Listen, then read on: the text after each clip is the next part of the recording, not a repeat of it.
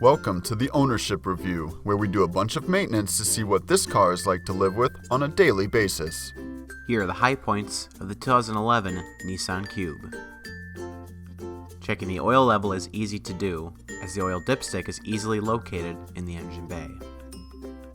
The battery is easy to access and remove on this vehicle. You only have to remove a few bolts to remove the battery bracket that secures the battery, making the battery removal easier. The engine air filter is very easy to access. You only have to remove one cover for access to the filter, and this cover is easy to remove. Not everything is perfect. Here are the pain points.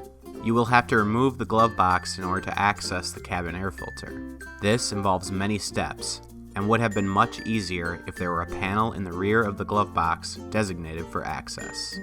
In order to access the taillight, you will need to remove many fasteners and bolts for access to the bulb.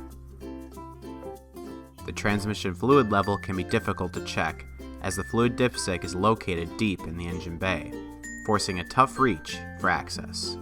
Overall, the 2011 Nissan Cube is a moderately difficult car to maintain, but a good choice for the average car owner.